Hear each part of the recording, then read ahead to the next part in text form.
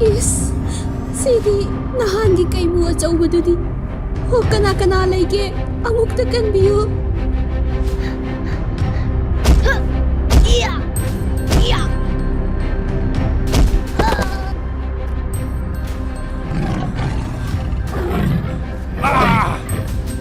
Ano ba?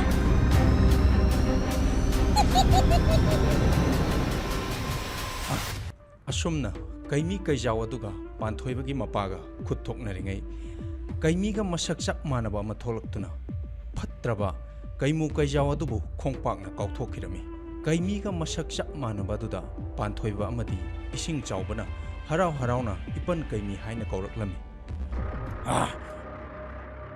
Ipan Keimi lae. Ibum Keimi. Itaw Keimi Yes! Asidi Keimi ni. Malak na bati. Ay say soy na tsara ni. Ay silhuragi.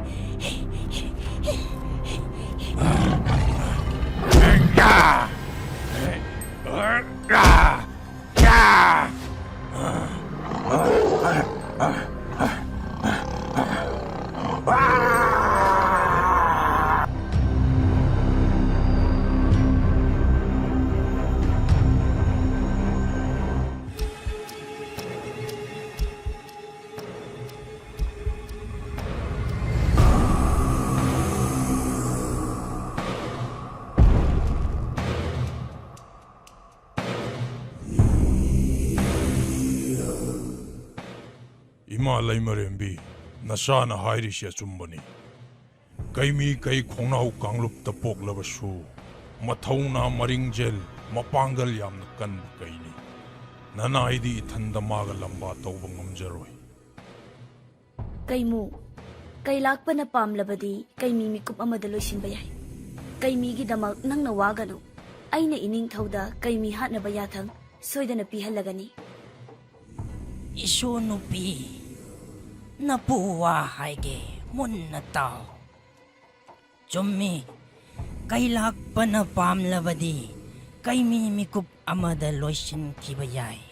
Adubo kay kung nawajarabasu Keimi buhek tamay tiba piba aray ba nati.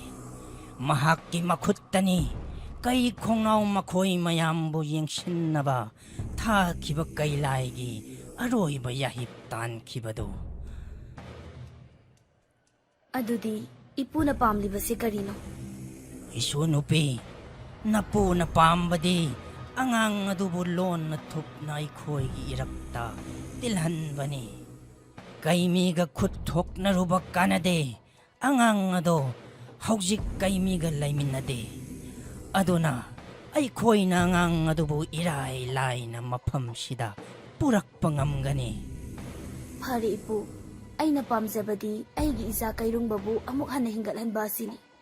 Pumnamak nasu ay ni ipugi kuta sinarabani. Madu pumnamak nanay na po kangjay. Tari brakay mo, at siyang batanjalaw. Ay gitawagta, hanjin ayat papiriba, angang mapado, Keimi kanghanda na matway lawhe. Mabuhek hatok krabadi, ay gitabak tauramda, yet pinabalay raroy. Pagani po.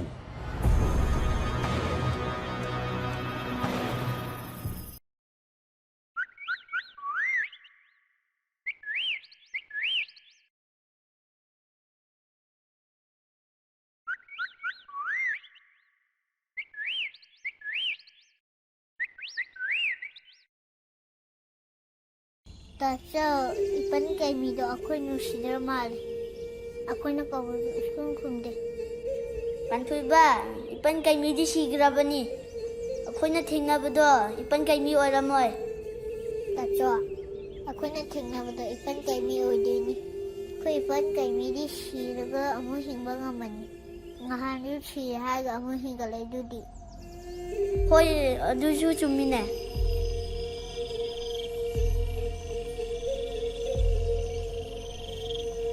Ising chawba nangbu nasa khara nungairabro nachil nanaw kari wari sanari none Koche khada chi paba. Imagi ibungo, nang aikoiga punna adum layo. Mina kokthokpada thokino. Nangonda kokthokpa hek lakhibado mi nati lawdrawbini. Taso nangonda kaugiba nupido lawdrawbini. Magi masakto yam hainade. Taso mana kokthokpada sakanako. Baba ipan kaimido sibadagi amung hinglabani. Ado madi akoina kaubuju tabire. Khaluranu daicasidi aikoina thengnarapado napan kaimi oiramlaroi manasu ma masa kaimi nate haiduna hairidudi Mama chinchini baba. Koi nusidabagi sakhangde haijanai. Madi sirusu adum hinglagamani. Koina thengnarapado ipan kaimini. Taso naksupangano koi thengnarapado ipan kaimini.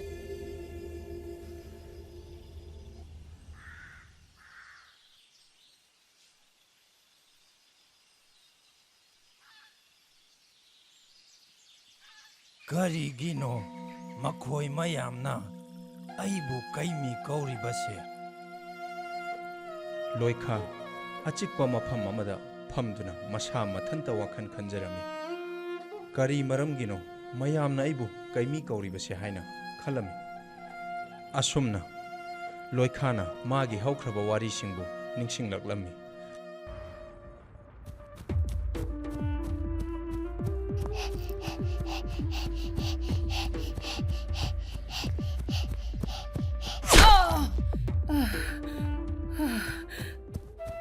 Imagi bungo. Nakoyani.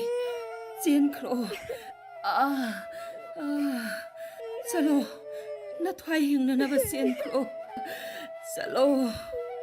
Salo haibani nakoyani bo.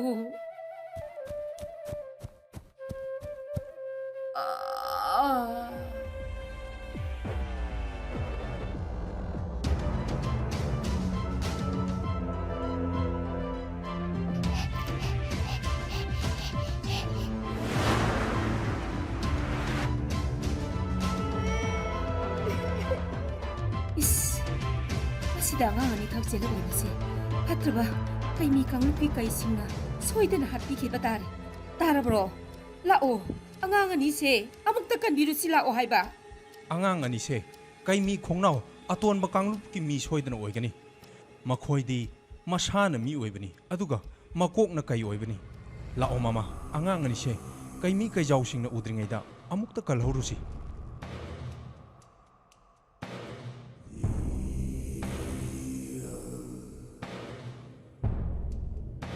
Lao kaimi kaijau singasina nakoyani bu udringaida aikhoiga punna salhorasi natradi nakoyani gi nathaido makoida soidna lawkhiba tare haiba lao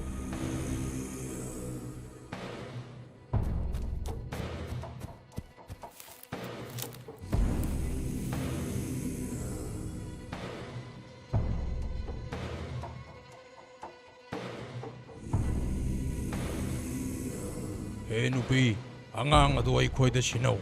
he kaimi kaijau sa kari su khangjadriba angangani sibu karigino nakoina hatkadabagi koitan tanabiriba Kaimi kaijau aikoigi kanglupta tillu yadaba pumnamak aikoina tumna hatkani. Angang ani sigi mamaga mapaga su aikoina haiba inkide. Maram asina aikoina makhoibu hatokhibani. Kadai angang ani du aikoida sinau. kari su khangjadriba angangani se tamthiraba nakhoigi nakhutta taba yaroi Adudi hayu nakhoi na tay na naw angang ani siga punna ay khoi gi irakta tinwang amladra ay khoi gi phijet chakcha hauna lonchat pumnamak nakhoi na inbang amgadra kari gumba nakhoi na tay na naw na angang asiga loina na ay khoi gi irakta tinwang amlabadi angang ani sigi thawai kanbigani aduga kari gumba nakhoi na haiba indrabadi angang ani siga loina na nakhoi ani gi thawai su mangani Pare aikhoi nakhoina haiba illage aikhoi su kaimi kaijau nakhoigi nanakta tillage nupi nangna hairiba wadu karino madu oithokpa yaba wara he nipa nangi na thwai adu lauro haibra ha he kaimi kaijau sa angang ani sigi thawai tadi kanbiyo aikhoi nakhoina haiba pumba yarage ꯐꯔꯦ ꯑꯗꯨꯗꯤ ꯉꯁꯤ ꯍꯥꯏꯕ ꯅꯨꯃꯤꯠ ꯑꯁꯤꯗꯒꯤ ꯅꯈꯣꯏ ꯂꯣꯏꯅꯃꯛ ꯀꯩꯃꯤ ꯑꯩꯈꯣꯏꯒꯤ ꯂꯥꯏ ꯑꯣꯏꯔꯤꯕ ꯀꯩꯂꯥꯏꯕꯨ ꯈꯨꯔꯨꯝꯒꯗꯕꯅꯤ ꯅꯈꯣꯏ ꯂꯣꯏꯅꯃꯛ ꯑꯩꯈꯣꯏꯒ ꯆꯞ ꯃꯥꯟꯅꯅ ꯐꯤꯖꯦꯠ ꯂꯩꯇꯦꯡ ꯁꯦꯠꯀꯗꯕꯅꯤ ꯆꯥꯛꯆꯥ ꯌꯨꯊꯛ ꯃꯥꯟꯅꯒꯗꯕꯅꯤ ꯀꯔꯤꯒꯨꯝꯕꯗ ꯅꯈꯣꯏꯅ ꯑꯩꯈꯣꯏꯅ ꯄꯥꯝꯗꯕ ꯊꯕꯛ ꯇꯧꯔꯛꯂꯕ ꯅꯠꯇ꯭ꯔꯒ ꯑꯩꯈꯣꯏꯒꯤ ꯃꯥꯌꯣꯛꯇ ꯂꯩꯔꯛꯂꯕꯗꯤ ꯅꯈꯣꯏꯒꯤ ꯅꯊ꯭ꯋꯥꯏ ꯂꯣꯏꯅ ꯂꯧꯒꯅꯤ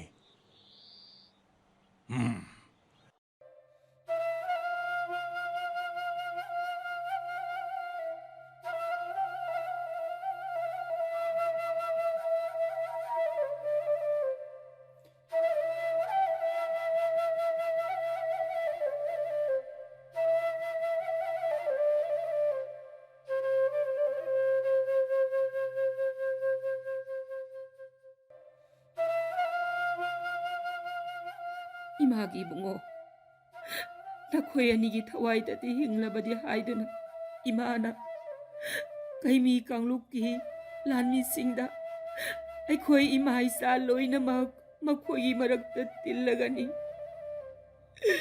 makhoi gi lining laison saksa yuthak pumnamak lauragani haiduna imana wasakare aduna nakhoina chinna launa ngasi haiba numit asidagi makhoina yadaba thabak amatta tawwa yade koi chacha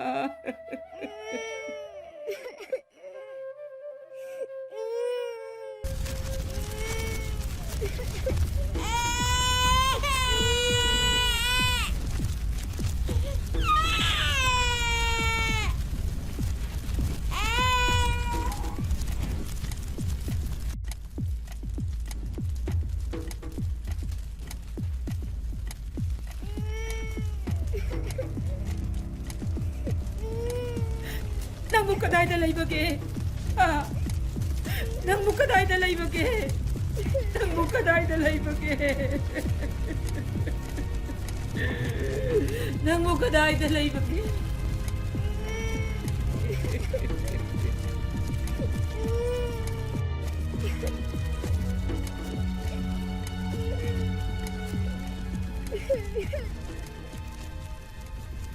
ꯌꯦꯡꯉꯨ ꯅꯨꯄꯥ ꯃꯆꯥ ꯅꯪ ꯑꯃ ꯂꯣꯏꯁꯤꯟꯈꯤꯕ ꯀꯔꯤꯁꯨ ꯅꯠꯇꯦ ꯑꯗꯨꯕꯨ ꯅꯪꯕꯨ ꯌꯣꯛꯀꯦ ꯍꯥꯏꯅ ꯆꯣꯡꯊꯣꯔꯛꯈꯤꯕꯤ ꯅꯪꯒꯤ ꯑꯌꯣꯛꯄꯤ ꯅꯃꯥ ꯑꯗꯨꯅ ꯑꯩꯈꯣꯏꯗ ꯋꯥꯁꯛꯈꯤꯕꯅꯤ ꯃꯔꯝ ꯑꯁꯤꯅ ꯅꯪꯒꯤ ꯅꯊ꯭ꯋꯥꯏ ꯑꯗꯨ ꯂꯧꯕꯤꯗ꯭ꯔꯕꯅꯤ ꯑꯗꯨꯕꯨ ꯅꯪ ꯑꯩꯈꯣꯏꯒꯤ ꯃꯤ ꯅꯠꯇ꯭ꯔꯕꯁꯨ ꯑꯩꯈꯣꯏꯒꯤ ꯏꯔꯛꯇ ꯂꯩꯗꯨꯅ ꯑꯩꯈꯣꯏꯒꯤ ꯊꯕꯛ ꯊꯧꯔꯝ ꯄꯨꯝꯅꯃꯛꯇ ꯅꯪ ꯌꯥꯎꯒꯗꯕꯅꯤ ꯑꯩꯈꯣꯏꯒꯤ ꯐꯤꯖꯦꯠ ꯆꯛꯆꯥ ꯆꯠꯅꯕꯤ ꯂꯣꯏꯅꯃꯛ ꯏꯟꯒꯗꯕꯅꯤ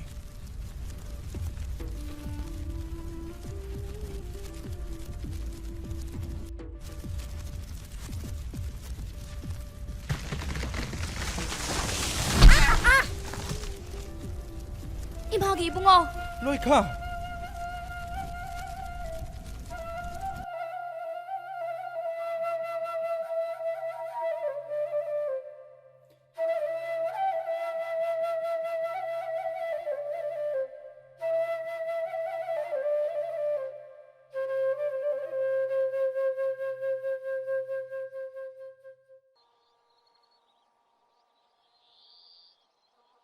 이빠기 붕어 낭부 카라 파라브로 너희가 나눠 안녕히 지켜다잖아 이빠기 붕어 낭부 아이코이 까오라브로 아이코이 낭기 이마가 바바가니네 imagi bungo ai nangi imane se nang aikhoi ba masa khangrabro ha aikhoi ba masa khangrabro haiba 너희가 나눠 알칸게 너희나 저칸게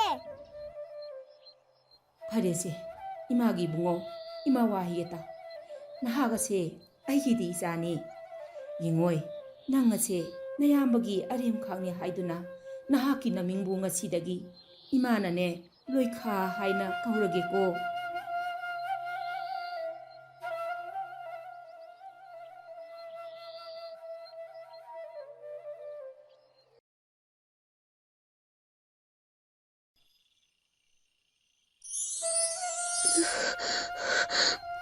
임하기 이붕어 로이카 Nang imagi wase munna tao matam pumbada kay lakba amadi magi kanglupta layba kay zaw amataga kay daw nungda singnage kangano se nang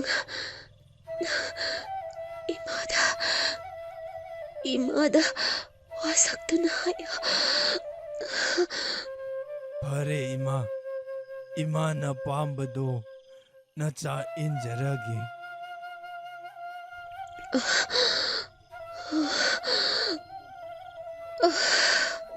Ima.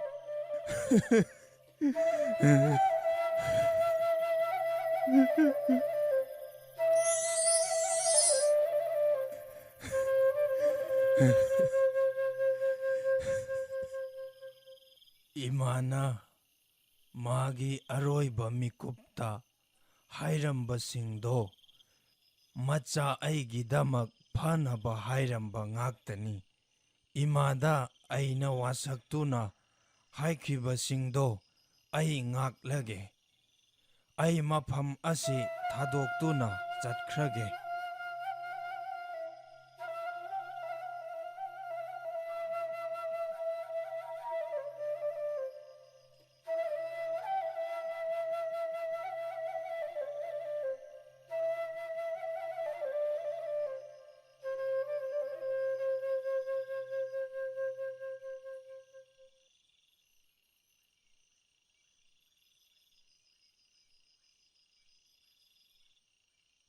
ꯃꯣꯏ ꯃꯄꯥ ꯏꯆꯥ ꯏꯁꯤꯡ ꯆꯥꯎꯕꯁꯦ ꯀꯗꯥꯏꯗꯒꯤ ꯂꯥꯛꯄꯅꯣ ꯈꯪꯗꯕ ꯂꯧꯗ꯭ꯔꯥꯎꯕꯤ ꯑꯃꯅ ꯀꯣꯏꯁꯦꯟ ꯁꯦꯟꯅꯗꯨꯅ ꯂꯩꯔꯦ꯫ ꯅꯍꯥꯟ ꯂꯧꯗ꯭ꯔꯥꯎꯕꯤꯅ ꯆꯦꯜꯂꯨꯕ ꯅꯨꯃꯤꯠꯇꯨꯗꯒꯤ ꯃꯁꯥꯁꯦ ꯏꯅꯨꯡ ꯅꯨꯡꯉꯥꯏꯇꯅ ꯎꯏ꯫ ꯈꯪꯗ꯭ꯔꯦ ꯃꯃꯥ, ꯀꯗꯥꯏꯗꯒꯤ ꯂꯥꯛꯂꯤꯕ ꯂꯧꯗ꯭ꯔꯥꯎꯕꯤꯅꯣ ꯑꯩꯁꯨ ꯈꯪꯗ꯭ꯔꯦ꯫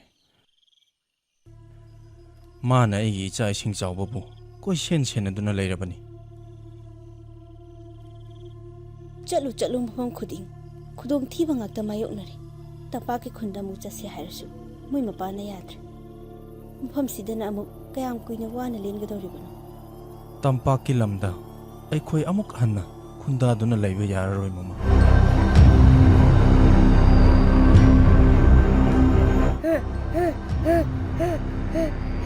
ꯃꯣꯏ ꯃꯄꯥ, ꯑꯉꯥꯡꯁꯦ ꯑꯃꯨꯛ ꯆꯦꯟꯈ꯭ꯔꯦ꯫ ꯏꯁꯤꯡ ꯆꯥꯎꯕ, ꯉꯥꯏꯈꯣꯅꯦ ꯅꯪꯕꯣ, ꯀꯗꯥꯏꯗꯅꯣ ꯅꯪꯅ ꯆꯦꯜꯂꯤꯗꯨꯕꯣ?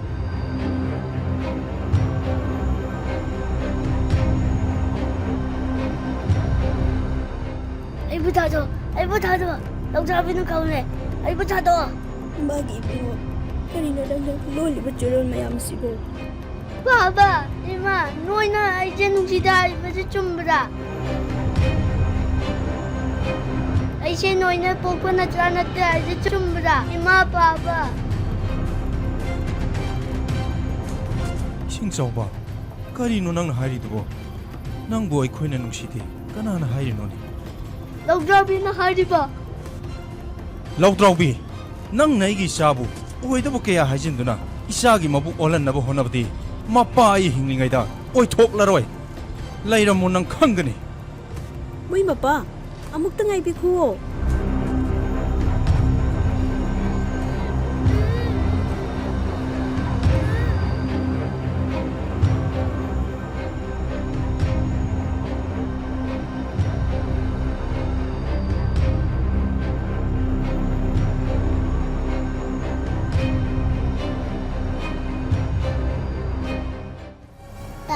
ꯇꯥꯆꯧ, ꯄꯥꯕ ꯊꯤꯎꯁꯤ ꯂꯥꯛꯑꯣ ꯇꯥꯆꯧ꯫ ꯏꯃꯥꯒꯤ ꯏꯕꯨꯡꯉꯣ ꯏꯁꯤꯡ ꯆꯥꯎꯕ, ꯂꯥꯛꯑꯣ, ꯅꯄꯥꯒꯤ ꯈꯣꯡꯒꯨꯜ ꯂꯤꯔꯨꯁꯤ ꯂꯥꯛꯑꯣ꯫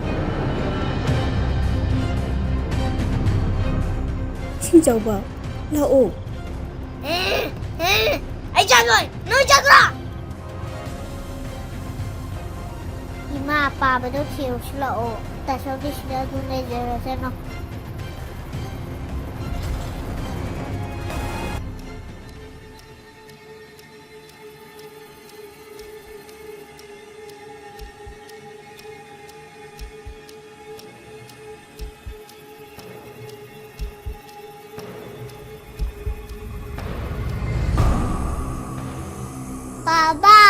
Papa!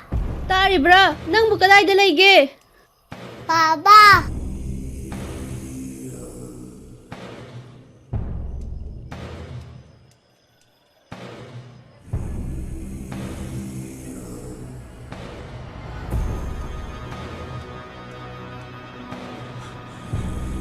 ꯂꯧꯗ꯭ꯔꯥꯎꯕꯤ ꯅꯪ ꯂꯩꯔꯝꯃꯣ ꯈꯪꯒꯅꯤ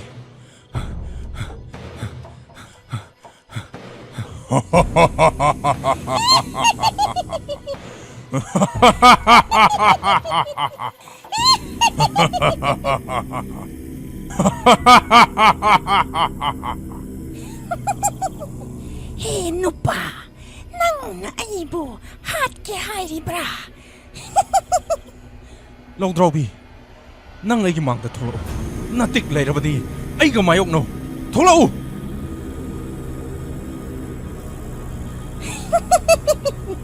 Nupa, nang na aibo kaubadi, kari pami hayudana.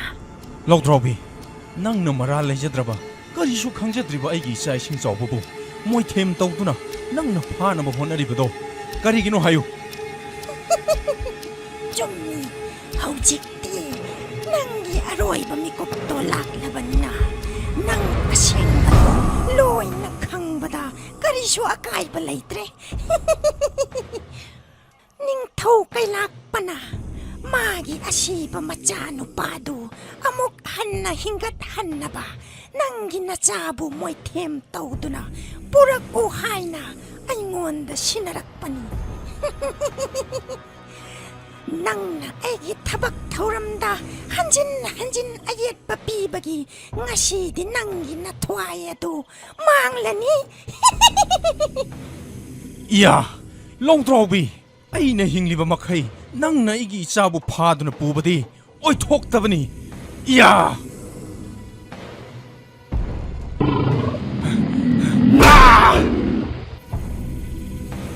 ꯏꯌꯥ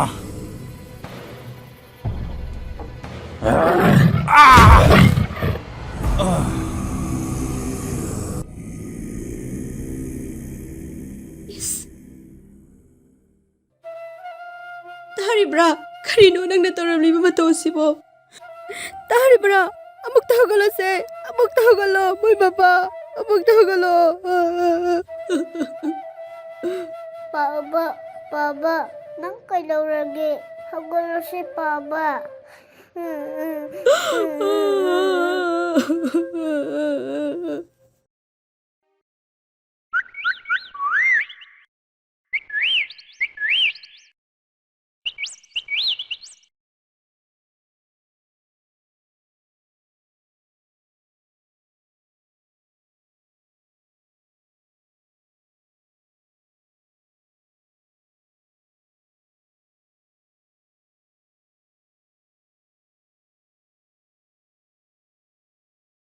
Ima, ako'y tasaw di.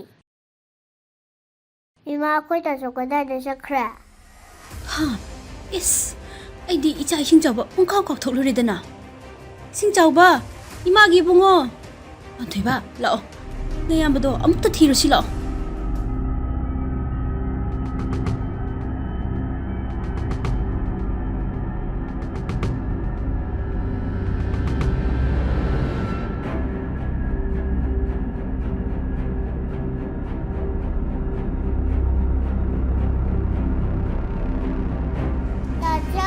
Tasaw, nang katay dalay ya tasaw. Imagi bungo ising chawba. Ising chawba. Nang bukaday dalayge. Nang bukaday dalayge.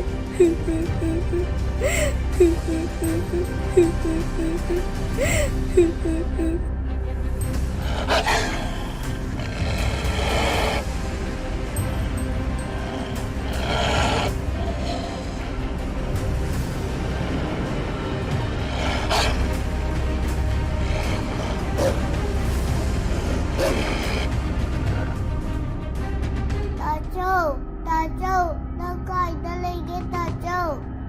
Imagi ising chawba. Nang ba ima na karisita bro? Imagi bungo.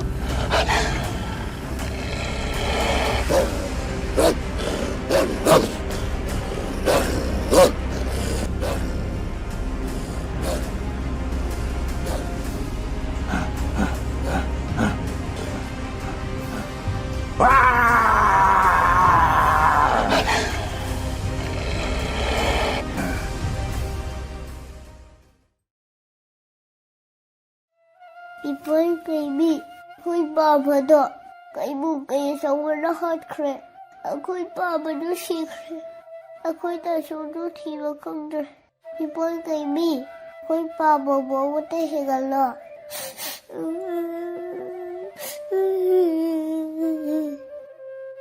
Ibong Keimi, ima ichagi awabase amukta ubiyo. Ima ichagi mateng amukta pangbiyo. Aigi icha ising chawbado kaijawsingduna phaduna puramlagani.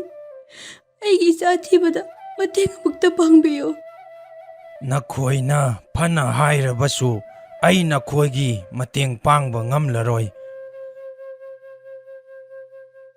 Ibong Keimi, adumna haibigano. Suklabu umag asida ima ichagini haibada kanaasu leitre. Ima ichagi mateng pangbiyo ibong. Ipon Keimi. Nang nabu yaw na pate. Nang chat kinu Ipon Keimi.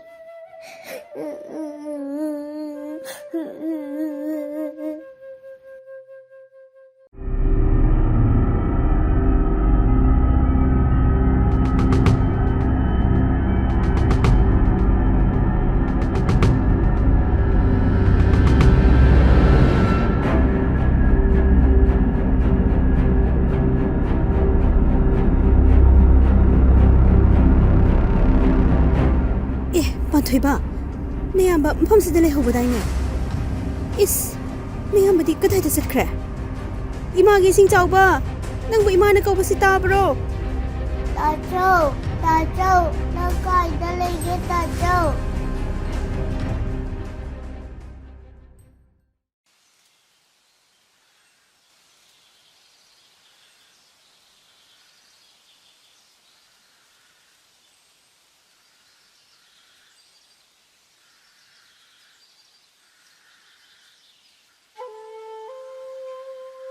Asumna loikhana pat amagi mapanda phamningai ising manungdagi laije lembi phaugalaklammi laije lembi ubada loikhado yamna ngakna nang kanano haina hanglammi laije lembina loikha ai laije lembi kawi nangi thamoida singnari bupumba kokhallage haiduna ai lakpani asumna loikhada kaimina hinglingai gi wari pumba liraklammi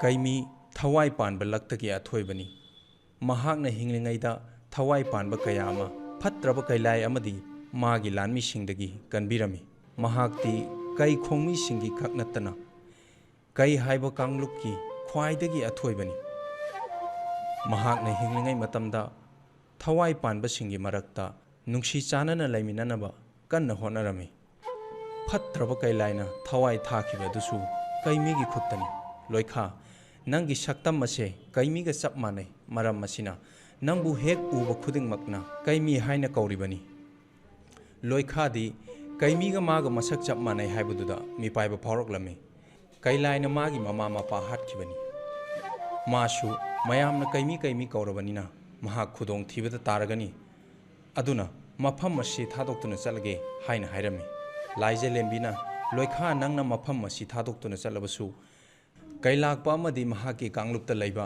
kaijau mayamna nangbu kaimini haina khankrabani adubu loikhana mamada sakhiba wasak ngakani mafam masi thadoktuna chatlani kailakpaga mayoknaba aigi itik natte hairamlaga loikha mafam adudagi chatkiram Loikha!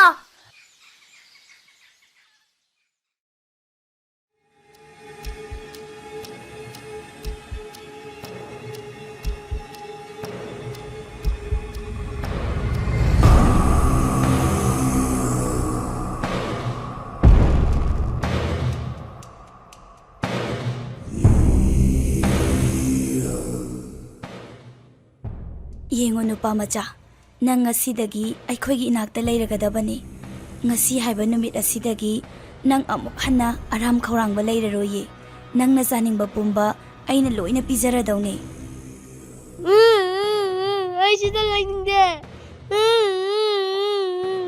Ima!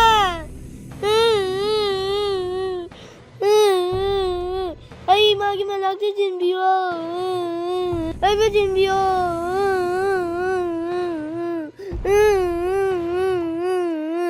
Ay noiga lainingde. Ay yomda jinbiyo. Ising chawba, nang karigi kaplibano. Kapkanu se, nasidagi dine, nang mapamasdane, layradawbani. Tu, sida layriba, imalay marimbise, nasidagi, nangi ima oragadawbani. Kapkanu. Dali. Ay loy ga lining de. Ayun dati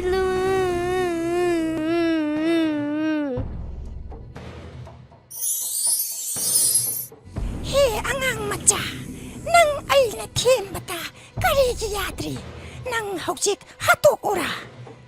Laudraubi, yari to. Angang na dum nakihangadaba nate. Ay bungak pigani, imalay marimbi. Yengoy bungo, ngasi haiba numit asidagine nang aigi isa oiragadabani, nang imagi inakta nungay na layragadabani. Sisi, imana piba sapo singse hana chathoklo, maramok pani ichadi. Isu nupi, napulak Ipu, ngasidi aigi ningba thungle, ngasidi aigi haraubagi pankhay laytre. Ipugi tawbimal nasuna punchi supa kauzaroi. Angang nupa masasi, nang ginanakta layramba, uba sidi, ipusu ontok na nungayre.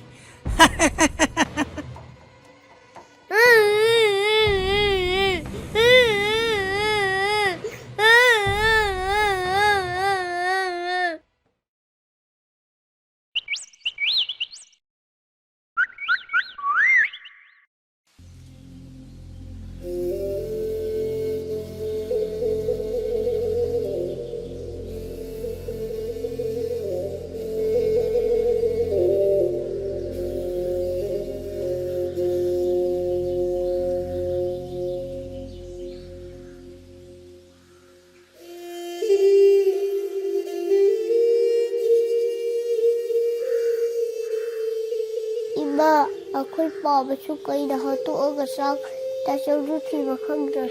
Ako'y gaday na sa tino iba. Imagi panto iba. Nang karisuwaron. Nang gidamak imalay di side. Iba, ako'y iba kay Mido, baboy lang napate. Mana ako'y inagtalim di pabaso siro. Tasaw rin ako'y gatong lerni. Imagi panto iba. Nang gipan kay Midi. Siki ba kuirabane. Nahan iko'y katingnabado. Madi, nang gipan kay Minate. Masak manaban. Se, tunglo se. Nang ipan kay Mido kautokro. Ano iba, ako'y pamado hijik kaday na lemni. Misa siraga, matakta ko pay lehay. Ako'y pamaso matakta para gadara. Imagi panto iba. Nang batong lang daw bage. Nang nahangli mo ang mayamse, ima ko magamdre. Nang ima napagi maramda ang hanglado. Imagi tamoy se umagamdre. Ima, nagkapatoo. Nagkapatoo, Ima. Ay kasuhaya ro, Ima.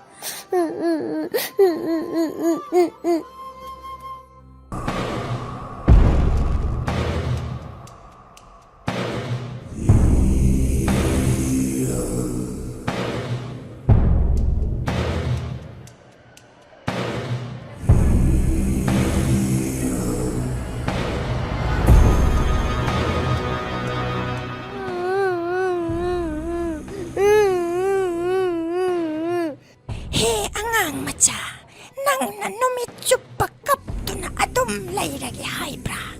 Nang nachana na batamli ba at sa atak mayama si karigino nang nachaw haiba yadri ba. Changjay! Ay no nabiba po nanda changjay. Ay babagay magay managdatimbiyo. Yengwangang, nang ginapado, ay ko'y na haiba yadabadagi, ay nasikhay na hatok krabani. Hausiksu ay ko'y na hairibasi, nang mapammasida, ining tau kailakpagi, masa oiduna, kayjaw shingi marakta laygadabani. Nang ay ko'y gimiyo aygadabani, karigumba, nang na ay ko'y na hairibasi indrabadi, ꯅꯪꯒꯤ ꯅꯅꯥꯎ ꯑꯄꯤꯛꯄ ꯑꯗꯨꯒ ꯅꯃꯥ ꯑꯗꯨꯒ ꯃꯈꯣꯏ ꯑꯅꯤꯁꯨ ꯑꯩꯅ ꯍꯥꯠꯇꯣꯛꯇꯨꯅ ꯆꯥꯊꯣꯛꯀꯅꯤ. ꯑꯉꯥꯡ ꯃꯆꯥ, ꯅꯪꯒꯤ ꯅꯅꯥꯎ ꯅꯨꯄꯥꯒ ꯅꯃꯥꯒ ꯃꯈꯣꯏ ꯑꯅꯤ ꯁꯤꯈꯤꯕ ꯄꯥꯝꯕ꯭ꯔꯥ? ꯅꯪ ꯑꯩꯈꯣꯏꯅ ꯍꯥꯏꯕ ꯏꯟꯗ꯭ꯔꯕꯗꯤ ꯅꯪꯒꯤ ꯅꯅꯥꯎ ꯅꯨꯄꯥꯒ ꯅꯃꯥꯒ ꯃꯈꯣꯏ ꯑꯅꯤꯕꯨ ꯁꯣꯏꯗꯅ ꯆꯥꯊꯣꯛꯈ꯭ꯔꯅꯤ. ꯍꯥꯏꯌꯨ ꯑꯉꯥꯡ, ꯅꯪ ꯑꯩꯈꯣꯏꯅ ꯍꯥꯏꯕ ꯏꯟꯒꯦ ꯍꯥꯏꯕ꯭ꯔꯥ? ꯅꯠꯇ꯭ꯔꯒ ꯅꯅꯥꯎ ꯅꯨꯄꯥꯒ ꯅꯃꯥꯒ ꯍꯥꯠꯇꯣꯛꯇꯨꯅ ꯆꯥꯊꯣꯛꯈ꯭ꯔꯣ ꯍꯥꯏꯕ꯭ꯔꯥ? ꯑꯩ ꯅꯣꯏꯅ ꯍꯥꯏꯕ ꯌꯥꯔꯒꯦ. ꯑꯩꯒꯤ ꯏꯅꯥꯎꯒ ꯏꯃꯥꯒ ꯃꯈꯣꯏ ꯑꯅꯤꯗ ꯍꯥꯠꯀꯅꯨ. ꯑꯩ ꯅꯣꯏꯅ ꯍꯥꯏꯕ ꯂꯣꯏꯅꯃꯛ ꯌꯥꯔꯒꯦ. ꯑꯗꯨꯅꯤꯗꯅ ꯃꯔꯝ ꯃꯣꯛꯄ ꯑꯉꯥꯡ ꯍꯥꯏꯕꯗꯣ. ꯏꯃꯥ ꯂꯩꯃꯔꯦꯝꯕꯤ ꯅꯅꯥꯏꯗ ꯁꯤꯟꯅꯕꯤꯕ ꯏꯊꯧꯗꯥꯡ ꯄꯥꯡꯊꯣꯛꯆꯔꯦ. ꯀꯩꯃꯣ, ꯑꯩ ꯄꯦꯜꯂꯦ. ꯅꯪꯒꯤ ꯑꯄꯥꯝꯕ ꯄꯨꯝꯅꯃꯛ ꯑꯩꯅ ꯊꯨꯡꯍꯟꯒꯅꯤ. ꯅꯨꯄꯥ ꯃꯆꯥ, ꯉꯁꯤ ꯍꯥꯏꯕ ꯅꯨꯃꯤꯠ ꯑꯁꯤꯗꯒꯤ ꯅꯪ ꯀꯩꯂꯥꯛꯄ ꯅꯤꯡꯊꯧꯒꯤ ꯃꯆꯥ ꯁꯛꯂꯕꯅꯤ. ꯑꯗꯨꯅ ꯀꯩꯅꯨꯔꯦꯝꯕꯤ ꯑꯩꯅ ꯅꯪꯒꯤ ꯑꯄꯣꯛꯄꯤ ꯅꯃꯥ ꯁꯛꯂꯕꯅꯤ. ꯅꯪ ꯉꯁꯤꯗꯒꯤ ꯑꯩꯉꯣꯟꯗ ꯏꯃꯥ ꯍꯥꯏꯅ ꯀꯧꯒꯗꯕꯅꯤ. ꯑꯗꯨꯒꯅꯦ, ꯏꯅꯤꯡꯊꯧꯗꯅ ꯏꯄꯥ ꯍꯥꯏꯅ ꯀꯧꯒꯗꯕꯅꯤ. ꯁꯦ, ꯅꯪ ꯑꯩꯉꯣꯟꯗ ꯏꯃꯥ ꯍꯥꯏꯅ ꯑꯃꯨꯛꯇ ꯀꯧꯔꯛꯎꯁꯦ. ꯁꯦ, ꯑꯩꯉꯣꯟꯗ ꯏꯃꯥ ꯀꯧꯔꯣꯁꯦ. 이마! ꯑꯗꯨꯅꯤꯗ.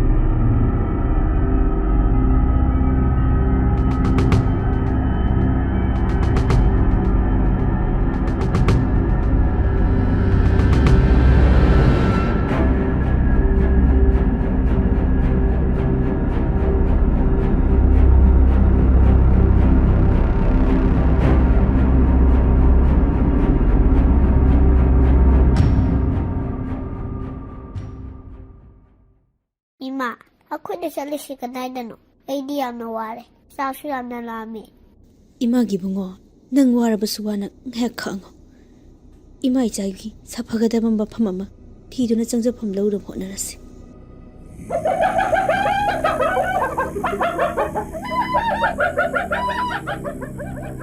이마, 뚜! 아다, 샤마야 몰라에.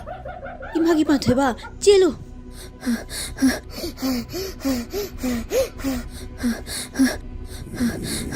찐칼라, 이마기 바돼봐, 찐칼라.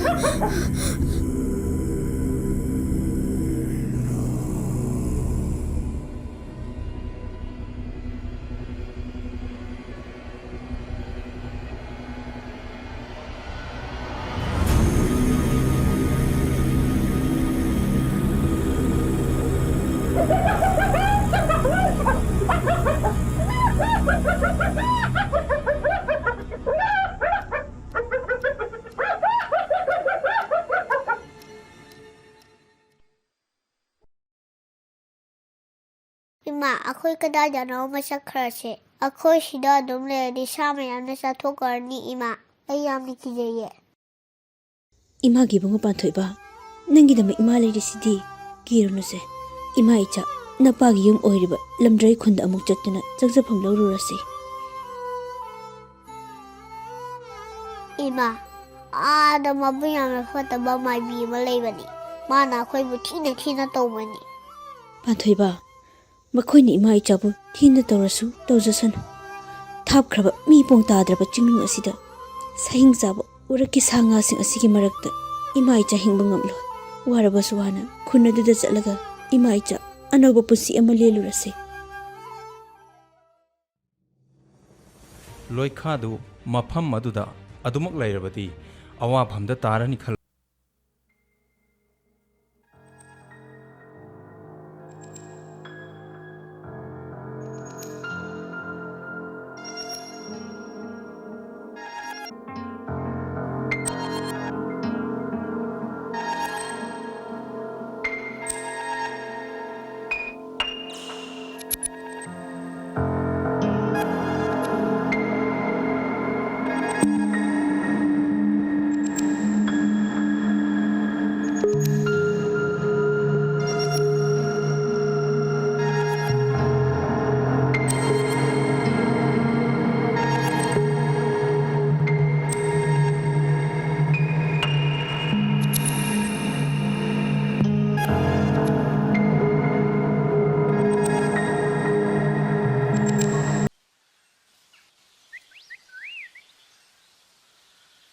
ꯍꯦ ꯅꯨꯄꯤ, ꯅꯃꯥꯅꯆꯥ ꯈꯨꯜꯁꯤꯒꯤ ꯃꯤ ꯃꯥꯟꯗꯦ.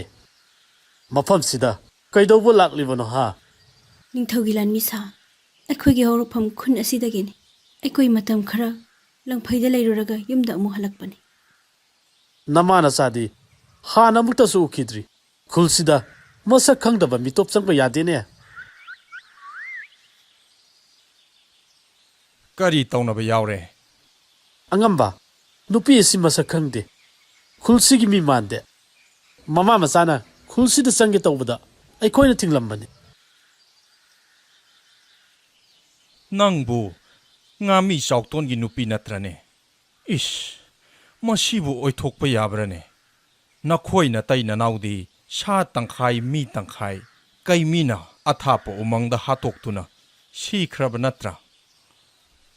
ꯑꯉꯝꯕ, ꯑꯩꯈꯣꯏꯕꯨ ꯍꯥꯠꯅꯅꯕ ꯍꯣꯠꯅꯈꯤꯕꯗꯨ ꯀꯩꯃꯤꯅ ꯅꯠꯇꯦ.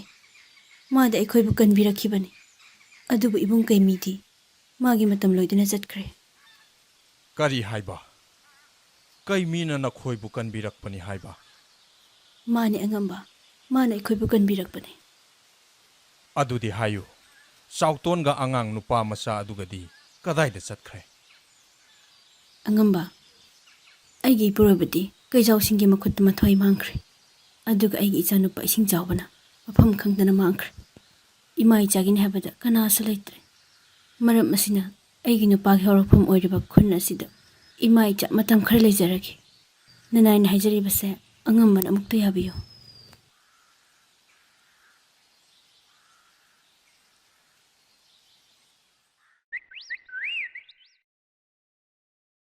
ꯑꯉꯝꯕ, ꯑꯩꯅ ꯇꯥꯔꯤꯕ ꯄꯥꯎ ꯑꯁꯤꯕꯨ ꯆꯨꯝꯂꯤꯕꯔꯥ? ꯆꯥꯎꯇꯣꯟꯒꯤ ꯅꯨꯄꯤꯗꯨ ꯃꯥꯒꯤ ꯑꯄꯤꯛꯄ ꯃꯆꯥ ꯑꯗꯨꯒ ꯈꯨꯟ ꯑꯁꯤꯗ ꯑꯃꯨꯛ ꯍꯜꯂꯛꯂꯦ ꯍꯥꯏꯔꯤꯁꯤꯕꯨ ꯆꯨꯝꯂꯕ꯭ꯔꯥ? ꯆꯨꯝꯃꯤ ꯏꯃꯥ ꯃꯥꯏꯕꯤ. ꯃꯈꯣꯏꯒꯤ ꯃꯃꯥ ꯃꯆꯥꯗꯨ ꯈꯨꯟ ꯑꯁꯤꯗ ꯑꯃꯨꯛ ꯍꯜꯂꯛꯂꯦ. ꯑꯉꯝꯕ, ꯅꯪ ꯅꯁꯥꯃꯛꯅ ꯄꯥꯎꯖꯤꯟ ꯆꯠꯇꯨꯅ ꯃꯈꯣꯏꯒꯤ ꯏꯃꯨꯡ ꯃꯅꯨꯡ ꯑꯗꯨꯕꯨ ꯈꯨꯟ ꯑꯁꯤꯗ ꯂꯩꯕ ꯌꯥꯔꯣꯏ ꯍꯥꯏꯗꯨꯅ ꯃꯈꯣꯏꯕꯨ ꯐꯥꯅꯕ ꯀꯣꯏꯊꯤ ꯊꯤꯈꯤꯕ ꯅꯠꯇ꯭ꯔꯥ? ꯑꯗꯨꯒ ꯍꯧꯖꯤꯛꯅ ꯃꯈꯣꯏꯕꯨ ꯈꯨꯟ ꯑꯁꯤꯗ ꯑꯃꯨꯛ ꯀꯔꯤꯒꯤ ꯀꯧꯁꯤꯟꯗꯨꯅ ꯂꯩꯍꯟꯒꯗꯧꯔꯤꯕ? ꯏꯃꯥ ꯃꯥꯏꯕꯤ, ꯉꯥꯃꯤ ꯅꯨꯄꯥ ꯆꯥꯎꯇꯣꯟ ꯃꯁꯥ ꯂꯩꯈꯤꯗ꯭ꯔꯕꯅꯤ. ꯃꯥ ꯈꯛꯇ ꯅꯠꯇꯅ ꯃꯍꯥꯛꯀ ꯂꯣꯏꯅꯔꯛꯄ ꯅꯨꯄꯥ ꯃꯆꯥ ꯑꯗꯨꯁꯨ ꯃꯐꯝ ꯈꯪꯗꯅ ꯃꯥꯡꯈ꯭ꯔꯦ. ꯍꯧꯖꯤꯛ ꯈꯨꯟꯁꯤꯗ ꯆꯪꯖꯐꯝ ꯂꯧꯗꯨꯅ ꯂꯥꯛꯂꯤꯕꯁꯦ ꯃꯆꯥ ꯑꯄꯤꯛꯄꯗꯨꯒ ꯃꯃꯥ ꯃꯆꯥ ꯈꯛꯇꯅꯤ. ꯑꯣ, ꯂꯝꯀꯦꯠ ꯂꯝꯍꯥꯏꯕ, ꯑꯩꯅ ꯍꯥꯏꯕ ꯏꯟꯗꯕ ꯃꯈꯣꯏꯗꯤ ꯑꯋꯥꯐꯝꯗ ꯑꯗꯨꯝ ꯇꯥꯕ ꯍꯥꯏꯕꯁꯦ ꯁꯣꯏꯗ꯭ꯔꯕꯅꯤ. ꯑꯉꯝꯕ, ꯃꯈꯣꯏꯒꯤ ꯃꯃꯥ ꯃꯆꯥꯁꯦ ꯃꯐꯝ ꯑꯁꯤꯗ ꯂꯩꯍꯟꯕ ꯍꯥꯏꯕꯁꯦ ꯑꯐꯕ ꯈꯛ ꯑꯣꯏꯔꯣꯏ.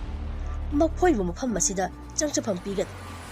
ꯏꯃꯥ ꯃꯥꯏꯕꯤꯅ ꯌꯥꯝꯅ ꯆꯤꯡꯅꯖꯕ ꯑꯉꯥꯡ ꯑꯗꯨꯗꯤ ꯌꯥꯎꯔꯛꯇ꯭ꯔꯦ.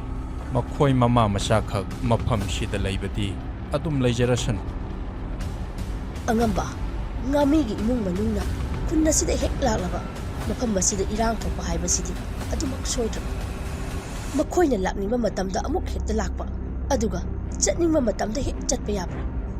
ꯈꯨꯟ ꯑꯁꯤꯗ ꯂꯩꯒꯦ ꯍꯥꯏꯔꯕꯗꯤ ꯃꯐꯝ ꯑꯁꯤꯗ ꯂꯦꯡꯗꯅ ꯂꯩꯅꯕ ꯑꯉꯝꯕꯅ ꯁꯤꯟꯒꯗꯕꯅꯤ. ꯑꯗꯨꯒ ꯃꯈꯣꯏꯅ ꯃꯐꯝ ꯑꯁꯤꯗ ꯀꯔꯤ ꯇꯧꯔꯤ, ꯀꯅꯥꯒ ꯎꯅꯩ ꯍꯥꯏꯕꯁꯨ ꯌꯥꯝꯅ ꯆꯦꯛꯁꯤꯟꯅ ꯁꯦꯟꯅꯕ ꯃꯊꯧ ꯇꯥꯔꯦ ꯑꯉꯝꯕ.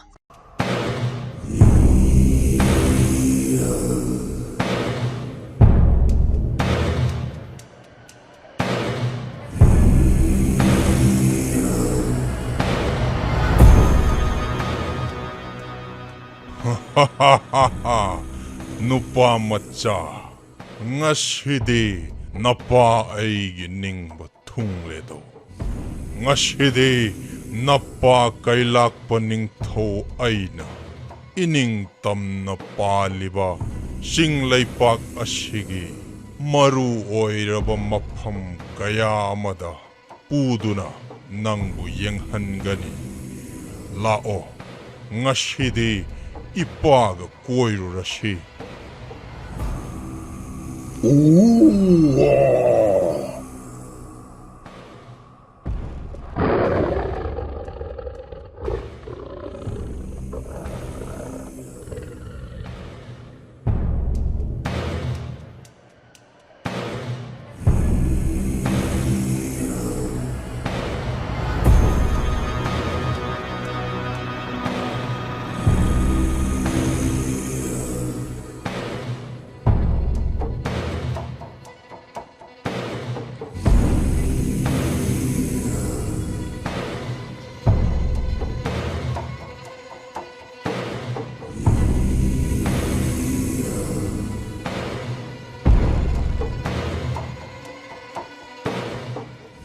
Yengu nupa macha.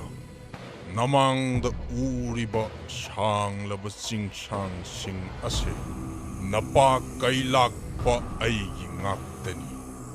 Sing shang asida layriba thawai pan ba pum namak. Kailak pa aibu ubada makok non ba ngaktani.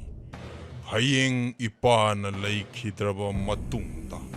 Nang na aigi ihut shenduna laypak ngakadabani. Yengu ipagi bungo. Nang di kay ningol na pokpa matjani. Nang ginasada kaygi ijelibani. Aduga. Nang nakhangadaba amana. Kay ay koygi yeknabadi. Taibang miyoiba sing asin. Hauziksu ipagi langay hengat naba. Thangabada layriba namu taibang miyoiba sing na.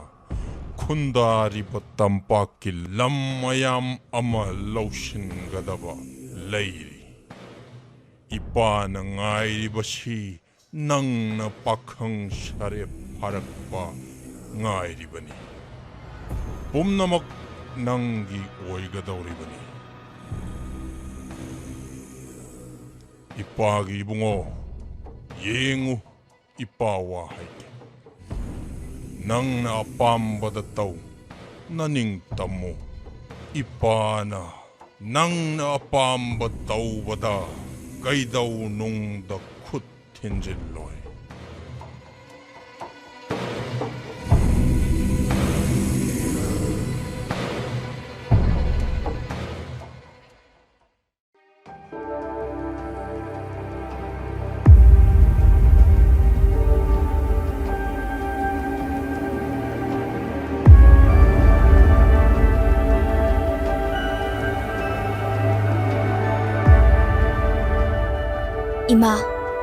Imana nachabu ngasi ningsingbirakpadi kari takbigadabano haibiyo.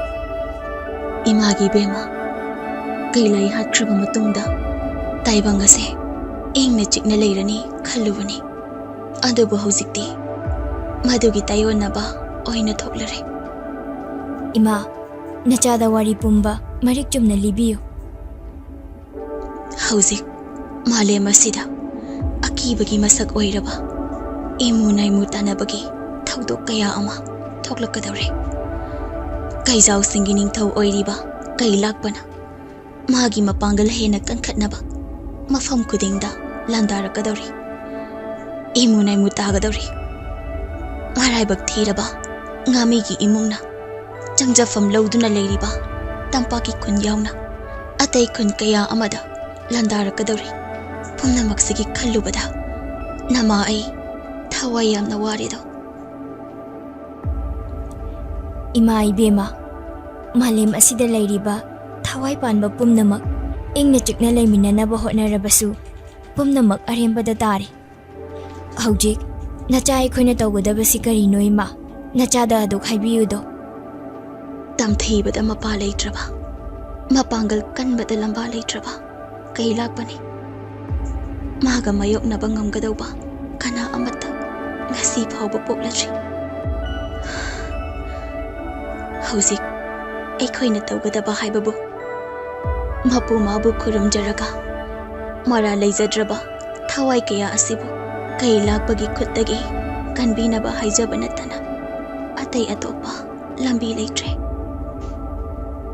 ꯀꯩꯃꯤꯅ ꯀꯔꯤꯒꯨꯝꯕ ꯇꯥꯏꯕꯪ ꯑꯁꯤꯗ ꯍꯤꯡꯂꯝꯂꯕꯗꯤ ꯀꯩ ꯂꯥꯛꯄꯕꯨ ꯃꯥꯌꯣꯛꯅꯕ ꯉꯝꯂꯝꯒꯗꯕꯅꯤ ꯏꯃꯥ ꯏꯕꯦꯝꯃ ꯀꯩꯃꯤꯅ ꯃꯥꯂꯦꯝ ꯑꯁꯦ ꯊꯥꯗꯣꯛꯇꯨꯅ ꯆꯠꯈ꯭ꯔꯕꯁꯨ ꯀꯩꯃꯤꯒꯤ ꯃꯇꯤꯛ ꯃꯒꯨꯟ ꯆꯞ ꯆꯥꯅ ꯌꯥꯎꯕ ꯂꯣꯏꯈꯥ ꯍꯥꯏꯅ ꯀꯧꯕ ꯀꯩꯂꯥꯏꯒꯤ ꯈꯨꯠꯇ ꯃꯥꯏꯊꯤꯕ ꯅꯪꯈ꯭ꯔꯕ ꯅꯤꯡꯕ ꯀꯥꯏꯔꯕ ꯃꯃꯥ ꯃꯄꯥ ꯀꯥꯏꯅꯔꯕ ꯅꯥꯏꯇꯣꯝ ꯇꯥꯔꯕ ꯀꯩ ꯈꯣꯡꯅꯥꯎ ꯑꯃꯗꯤ ꯍꯤꯡꯂꯤ ꯀꯔꯤ ꯍꯥꯏꯕ ꯏꯃꯥꯒꯤ ꯕꯦꯝꯃ ꯅꯪꯅ ꯍꯥꯏꯔꯤꯕꯗꯨ ꯑꯁꯦꯡꯕ ꯑꯣꯏꯔꯕꯗꯤ ꯃꯍꯥꯛꯄꯨ ꯏꯃꯥꯒꯤ ꯏꯅꯥꯛꯇ ꯑꯃꯨꯛꯇ ꯄꯨꯔꯛꯎꯗꯅ ꯏꯃꯥ ꯂꯣꯏꯈꯥ ꯅꯤꯡꯕ ꯀꯥꯏꯔꯕ ꯀꯩ ꯈꯣꯡꯅꯥꯎ ꯑꯃꯅꯤ ꯃꯍꯥꯛ ꯍꯧꯖꯤꯛ ꯀꯅꯥ ꯑꯃꯠꯇꯒꯤ ꯃꯇꯦꯡ ꯌꯥꯎꯗꯅ ꯃꯗꯣꯝ ꯅꯥꯏꯇꯣꯝ ꯍꯤꯡꯅꯕ ꯍꯣꯠꯅꯔꯤ ꯃꯍꯥꯛꯄꯨ ꯃꯐꯝ ꯑꯁꯤꯗ ꯄꯨꯔꯛꯄ ꯍꯥꯏꯕꯁꯦ ꯑꯔꯥꯏꯕ ꯅꯠꯇꯦ ꯏꯃꯥꯒꯤ ꯕꯦꯝꯃ ꯃꯔꯥ ꯂꯩꯖꯗ꯭ꯔꯕ ꯊꯋꯥꯏ ꯀꯌꯥꯕꯨ ꯀꯟꯅꯕ ꯍꯣꯠꯅꯕ ꯍꯥꯏꯕꯁꯦ ꯑꯩꯈꯣꯏꯒꯤ ꯏꯊꯧꯅꯤ ꯅꯪꯅ ꯂꯝꯕꯤ ꯑꯃ ꯄꯨꯊꯣꯛꯇꯨꯅ ꯂꯣꯏꯈꯥꯕꯨ ꯑꯩꯒꯤ ꯏꯅꯥꯛꯇ ꯄꯨꯔꯛꯅꯕ ꯁꯤꯜꯂꯨ ꯐꯒꯅꯤ ꯏꯃꯥ ꯅꯆꯥ ꯍꯣꯠꯅꯖꯔꯒꯦ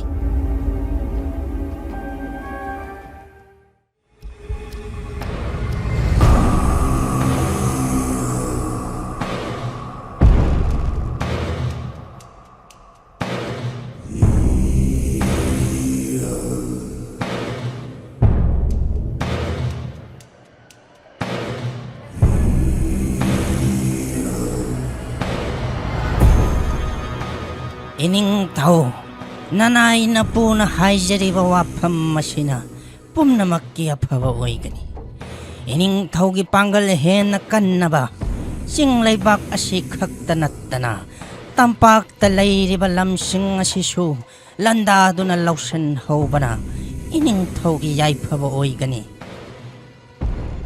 ꯏꯄꯨ ꯃꯗꯨꯃꯛꯅꯤ ꯑꯩꯅ ꯄꯥꯝꯕ ꯑꯍꯥꯟꯕꯗ ꯆꯤꯡ ꯂꯩꯕꯥꯛ ꯄꯨꯝꯅꯃꯛ ꯑꯩꯅ ꯂꯥꯟꯗꯥꯗꯨꯅ ꯂꯣꯏꯁꯤꯟꯒꯅꯤ ꯑꯩꯉꯣꯟꯗ ꯃꯥꯌꯣꯛꯅꯔꯛꯄ ꯄꯨꯝꯕ ꯃꯥꯏꯊꯤꯕ ꯂꯣꯏꯅ ꯄꯤꯒꯅꯤ ꯃꯊ꯭ꯋꯥꯏ ꯂꯧꯒꯅꯤ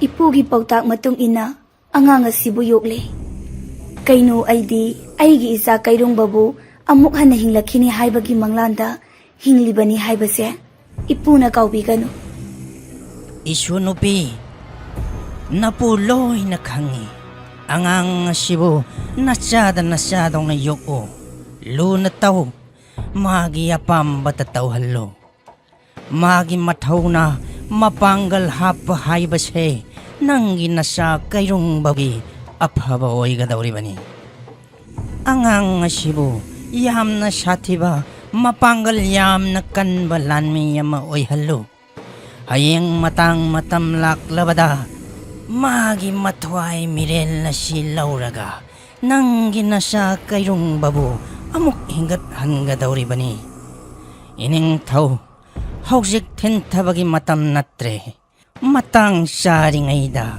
ꯇꯝꯄꯥꯛ ꯂꯝꯗꯝꯗ ꯂꯩꯔꯤꯕ ꯂꯝꯁꯤꯡ ꯑꯁꯤꯕꯨ ꯂꯥꯟꯗꯥꯗꯨꯅ ꯏꯅꯤꯡꯊꯧꯒꯤ ꯇꯧꯕ ꯉꯝꯕ ꯄꯥꯡꯒꯜ ꯑꯗꯨ ꯎꯠꯄꯤꯔꯣ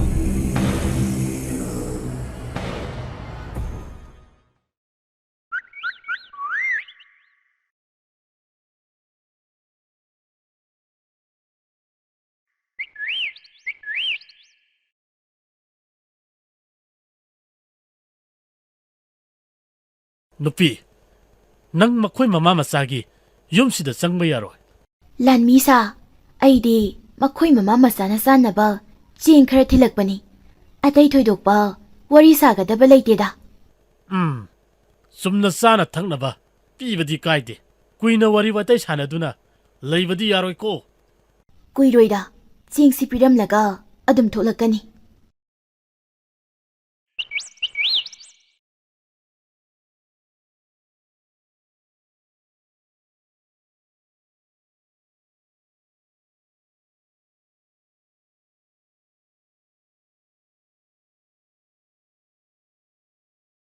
Ima ngasi akhoi hinjang kari thongdino. ꯅꯪꯅ ꯌꯥꯝꯅ ꯄꯥꯝꯕ ꯏꯟꯁꯥꯡ ꯆꯒꯦꯝꯄꯣꯝꯕ ꯊꯣꯡꯉꯦ.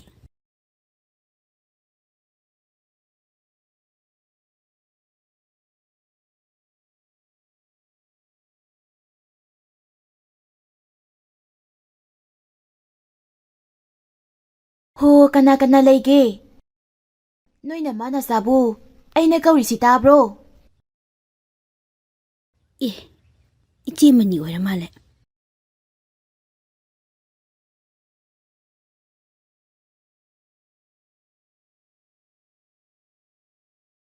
ꯍꯩꯃꯥ, ꯏꯆꯦꯕꯨ ꯀꯗꯥꯏꯗ ꯆꯠꯂꯨꯕꯅꯣ? ꯅꯣꯏꯅ ꯃꯥꯅ ꯆꯥ ꯎꯅꯒꯦ ꯍꯥꯏꯗꯨꯅ ꯂꯥꯛꯂꯤꯕꯅꯤꯅꯦ. ꯌꯦꯡꯉꯣꯏ, ꯏꯆꯦ ꯋꯥ ꯍꯥꯏꯒꯦ. ꯅꯈꯣꯏꯅ ꯃꯥꯅ ꯆꯥ ꯃꯇꯝ ꯈꯔꯒꯤ ꯑꯣꯏꯅ ꯌꯨꯝꯗꯒꯤ ꯃꯄꯥꯟ ꯊꯣꯛꯂꯛꯀꯅꯨ. ꯅꯈꯣꯏꯒꯤ ꯊꯣꯡꯒꯥꯜꯗ ꯅꯤꯡꯊꯧꯒꯤ ꯂꯥꯟꯃꯤ ꯃꯌꯥꯝ ꯑꯃ ꯆꯦꯛꯁꯤꯟꯅ ꯉꯥꯛꯁꯦꯜꯍꯧꯔꯤ. ꯑꯩꯁꯨ ꯀꯔꯤ ꯇꯧꯒꯗꯕꯅꯣ ꯈꯪꯗ꯭ꯔꯦ ꯏꯆꯦ. ꯀꯔꯤ ꯃꯔꯝꯒꯤ ꯃꯈꯣꯏꯅ ꯏꯃꯥ ꯏꯆꯥꯕꯨ ꯑꯁꯨꯛ ꯂꯥꯟꯅ ꯂꯧꯔꯤꯕꯅꯣ ꯈꯪꯗ꯭ꯔꯦ. ꯃꯃꯥꯡꯗ ꯊꯣꯛꯈꯤꯕ ꯊꯧꯗꯣꯛꯇꯨꯅꯅꯤ. ꯃꯈꯣꯏꯒꯤ ꯃꯤꯠꯌꯦꯡꯗ ꯅꯈꯣꯏꯒꯤ ꯅꯃꯥꯅ ꯆꯥꯅ ꯈꯨꯟꯁꯤꯗ ꯁꯥ ꯃꯔꯛ ꯉꯥ ꯃꯔꯛ ꯑꯃ ꯄꯨꯁꯤꯜꯂꯛꯇꯨꯅ ꯈꯨꯟꯁꯤꯗ ꯏꯔꯥꯡ ꯊꯣꯛꯍꯜꯂꯤ ꯍꯥꯏꯕ ꯑꯁꯤꯅꯤ. ꯏꯆꯦ, ꯃꯈꯣꯏꯅ ꯈꯜꯂꯤꯕ ꯄꯨꯝꯕ ꯑꯔꯥꯟꯕꯅꯤ. ꯆꯨꯝꯃꯤ, ꯏꯕꯨꯡ ꯀꯩꯃꯤꯗꯣ ꯑꯩꯈꯣꯏꯒ ꯈꯨꯟ ꯑꯁꯤꯗ ꯃꯇꯝ ꯈꯔ ꯂꯩꯃꯤꯟꯅꯔꯝꯃꯤ.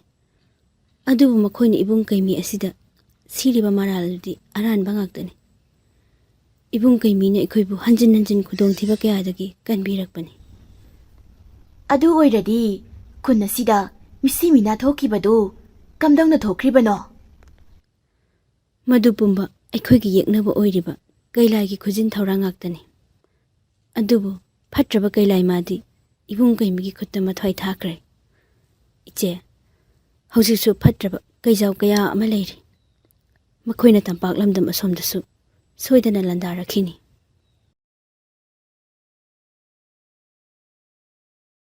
ꯌꯥꯔꯦ, ꯃꯇꯝ ꯂꯣꯏꯔꯦ. ꯅꯨꯄꯤ, ꯅꯪ ꯆꯠꯈ꯭ꯔꯣ. ꯁꯦ, ꯅꯈꯣꯏꯅ ꯃꯥꯅ ꯆꯥꯅꯕ ꯑꯩꯅ ꯄꯨꯔꯛꯄꯅꯤ. ꯑꯩ ꯆꯠꯂꯦ. ꯂꯥꯟꯃꯤꯁꯥ, ꯑꯩꯅ ꯍꯥꯏꯔꯤꯕꯁꯦ ꯑꯃꯨꯛꯇ ꯌꯥꯕꯤꯌꯨ. ꯑꯩꯕꯨ ꯑꯉꯝꯕꯒ ꯑꯃꯨꯛꯇ ꯎꯅꯍꯟꯕꯤꯌꯨ. ꯃꯗꯨ ꯌꯥꯔꯣꯏ. ꯅꯈꯣꯏ ꯅꯃꯥꯅꯆꯥ ꯃꯇꯝ ꯈꯔ ꯇꯨꯃꯤꯟꯅ ꯌꯨꯝꯁꯤꯗ ꯂꯩꯌꯨ.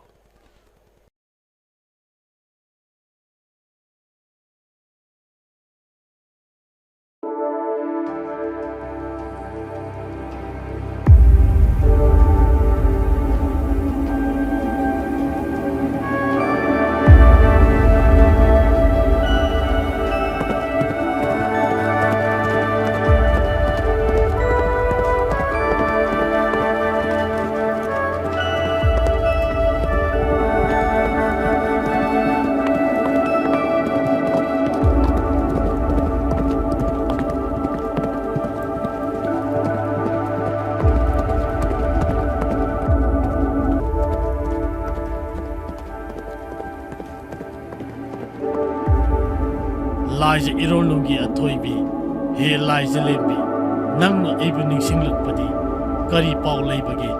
ꯑꯗꯨ ꯍꯥꯏꯕꯤꯌꯨꯗ.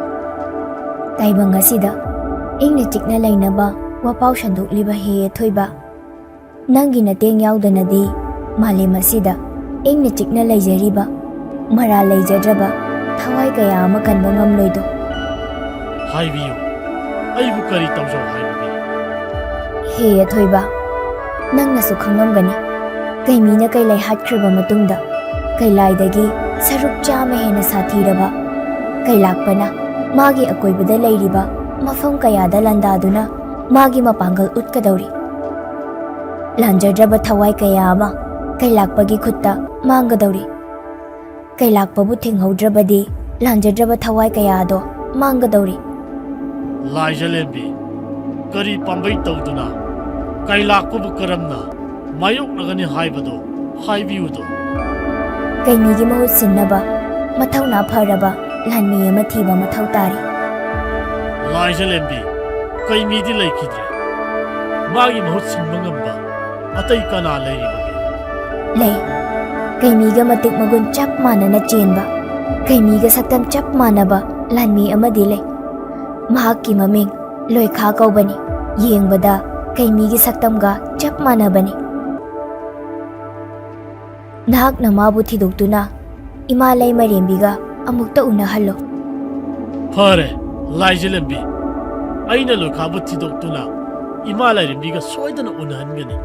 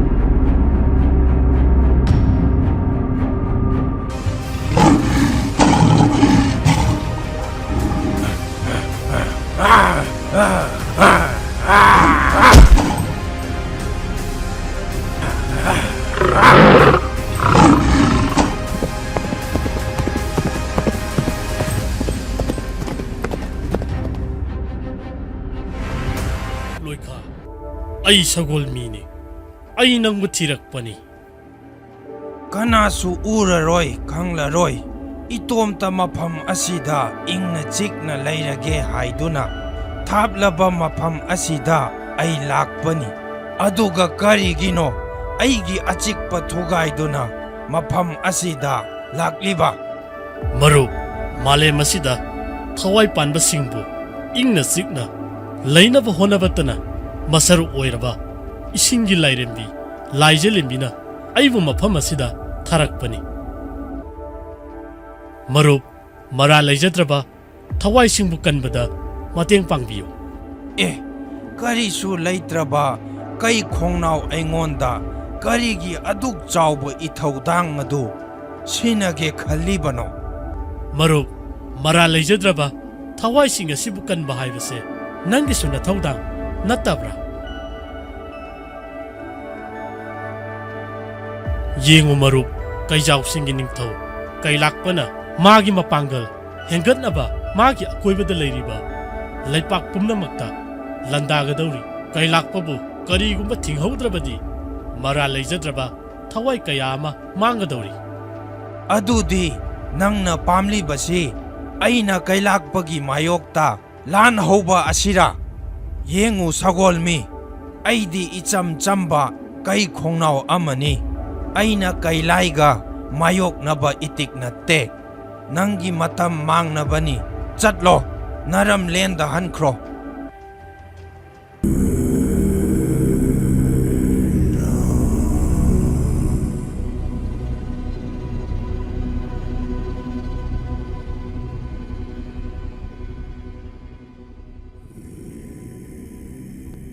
Ngasi kailakpa ningthau aigi kunungda tiliba lanmi mayamna aina yaifa paujen bijari.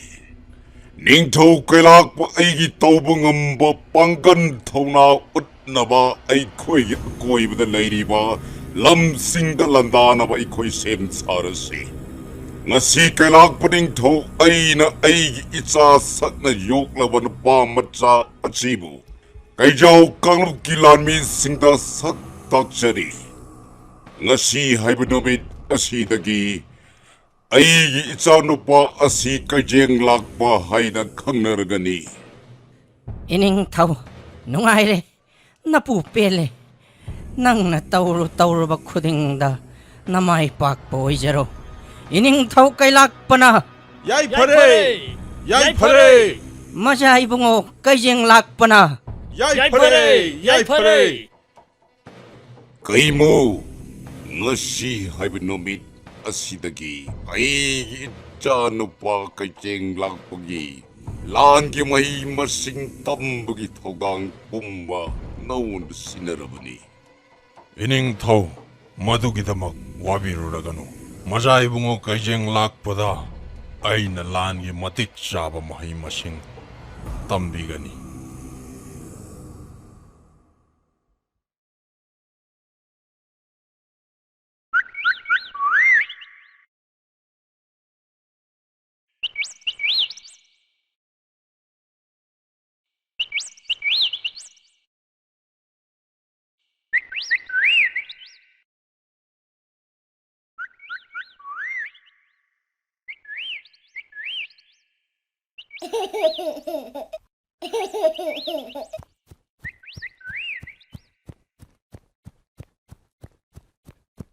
ꯍꯦꯡꯉ ꯅꯃꯥꯅ ꯆꯥ ꯌꯨꯝꯗꯒꯤ ꯊꯣꯛꯂꯛꯄ ꯌꯥꯗꯦ ꯍꯥꯏꯔꯒ ꯀꯔꯤꯒꯤ ꯊꯣꯛꯂꯛꯏꯅꯣ ꯍꯥ ꯆꯠꯂꯨ ꯌꯨꯝ ꯃꯅꯨꯡꯗ ꯂꯩꯔꯨꯁꯨ ꯆꯠꯂꯨ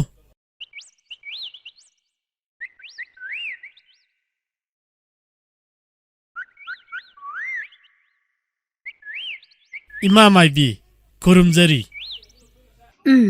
ꯃꯄꯨꯅ ꯆꯥꯟꯕꯤꯕ ꯑꯣꯏꯁꯅꯨ ꯍꯣꯏ ꯏꯃꯥ ꯃꯥꯏꯕꯤ ꯅꯪ ꯑꯩꯈꯣꯏ ꯌꯨꯝꯗ ꯀꯩꯗꯧꯕ ꯂꯥꯛꯏꯅꯣ ꯅꯪ ꯂꯥꯛꯑꯗꯤ ꯑꯩꯈꯣꯏꯗ ꯑꯃꯨꯛ ꯈꯟꯅꯕ ꯍꯧꯔꯛꯑꯅꯤ ꯍꯥꯏ ꯅꯈꯣꯏꯅ ꯃꯥꯅ ꯆꯥꯅ ꯈꯨꯜ ꯑꯁꯤꯗ ꯂꯩꯕꯁꯦ ꯑꯩꯗꯤ ꯁꯨꯛꯄꯥꯝ ꯄꯥꯝꯗꯦꯅꯦ ꯃꯐꯝ ꯑꯁꯤꯗ ꯅꯈꯣꯏꯅ ꯍꯦꯛ ꯂꯥꯛꯂꯕ ꯏꯔꯥꯡ ꯑꯗꯨꯝ ꯊꯣꯛꯂꯒꯗꯕꯅꯤ ꯑꯗꯨꯏꯗꯤ ꯆꯠꯄꯤꯈ꯭ꯔꯣ ꯑꯩꯈꯣꯏꯗ ꯂꯥꯛꯄꯤꯔꯅꯨ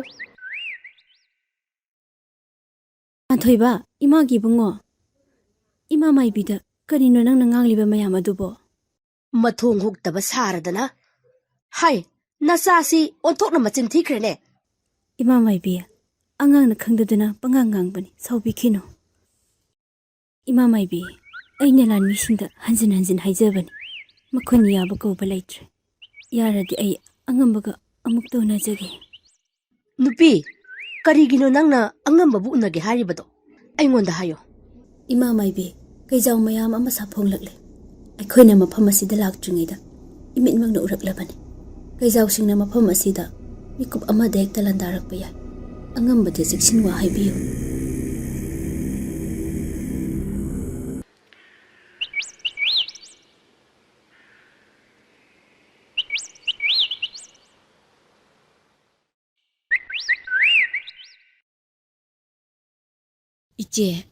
ꯏꯆꯦꯅ ꯑꯩꯒꯤ ꯅꯥꯛꯇ ꯇꯣꯏꯅ ꯇꯣꯏꯅ ꯑꯁꯨꯝꯅ ꯂꯥꯛꯄꯁꯦ ꯅꯤꯡꯊꯧꯒꯤ ꯂꯥꯟꯃꯤꯁꯤꯡ ꯑꯁꯤꯅ ꯁꯥꯎꯔꯛꯂꯣꯏꯗ꯭ꯔꯥ ꯏꯆꯦ ꯅꯃꯥ ꯅꯆꯥꯒꯤ ꯆꯦꯡ ꯄꯤꯕ ꯂꯥꯛꯄꯅꯦ ꯍꯥꯏꯅ ꯍꯥꯏꯔꯝꯕꯅꯤ ꯑꯗꯣ ꯅꯪ ꯑꯩꯉꯣꯟꯗ ꯋꯥꯔꯤ ꯄꯨꯝꯕ ꯑꯃꯠꯇ ꯆꯤꯊꯗꯅ ꯂꯣꯏꯅ ꯇꯝꯃꯨ ꯑꯩꯁꯨ ꯅꯪꯒꯤ ꯃꯇꯦꯡ ꯄꯥꯡꯒꯦ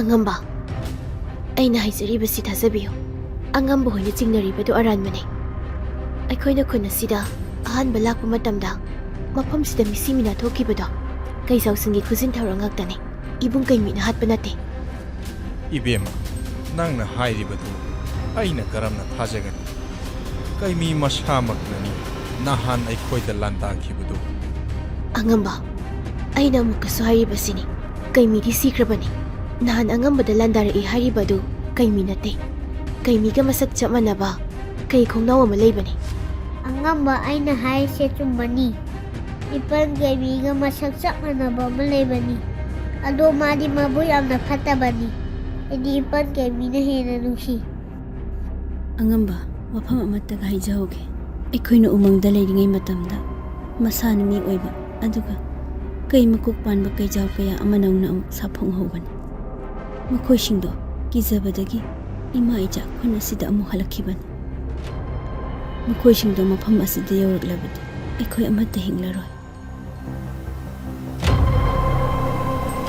ꯏꯕꯦꯝꯃ ꯅꯪꯅ ꯍꯥꯏꯔꯤꯕꯁꯤꯡ ꯑꯗꯨ ꯀꯔꯤꯒꯨꯝꯕ ꯑꯆꯨꯝꯕ ꯑꯣꯏꯔꯝꯂꯕꯗꯤ ꯑꯩꯈꯣꯏ ꯂꯣꯏꯅ ꯑꯋꯥꯐꯝꯗ ꯇꯥꯕ ꯌꯥꯏ ꯑꯉꯝꯕ ꯄꯥꯎ ꯑꯁꯤ ꯏꯅꯤꯡꯊꯧꯗ ꯌꯧꯍꯟꯕꯤꯅꯕ ꯑꯃꯨꯛꯇ ꯁꯤꯟꯕꯤꯌꯨ ꯏꯕꯦꯝꯃ ꯏꯅꯤꯡꯊꯧꯗꯤ ꯍꯥꯏꯒꯗꯧꯔꯤꯕ ꯋꯥꯁꯤ ꯃꯅꯥꯗ ꯍꯥꯞꯄ ꯀꯧꯕ ꯂꯩꯔꯔꯣꯏ ꯑꯩꯁꯨ ꯀꯩꯖꯥꯎꯁꯤꯡ ꯑꯗꯨꯒꯤ ꯃꯔꯝꯗ ꯄꯥꯎ ꯂꯧꯅꯕ ꯍꯣꯠꯅꯔꯒꯦ ꯃꯄꯨꯅ ꯇꯝꯕ ꯑꯃ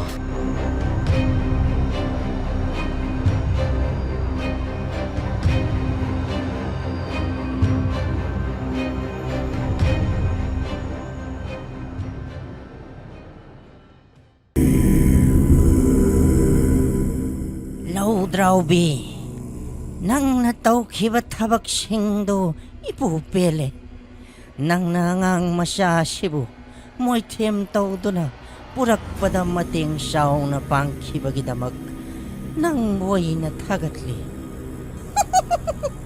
Ipu, angang nga sida ay napijakiba tintrok mayam aduna magi wakal olhan bani ay napijakiba tintrok adugi mahu mayay loydriba phawbadi angang nga se mahaki mama mapa kanamata ningsinglaroy ay napitakkiba hidak adugi mahu mayay handringayda ipu hoyna angang nga sibu mahak na apamba tatawanduna ining thaw kay lakpagi mi oyhan na ba sinbiyo.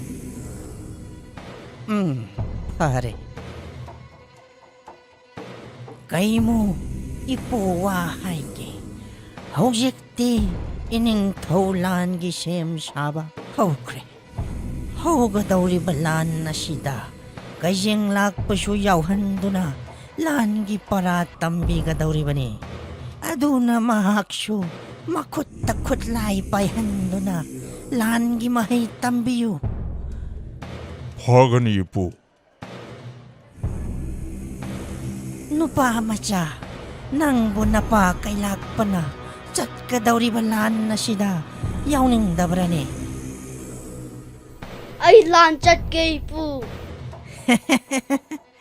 Aduni dana, kay mo, angang sibo, matik jaba, lan gi kutlay tambi ba, haurohe.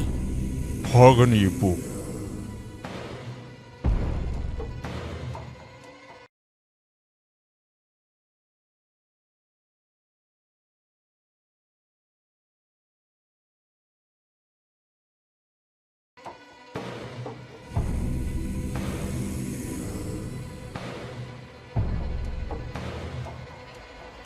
Majai bungo kayeng lakpa khutlai du shet na paibiu. Ai galan aurai rashi.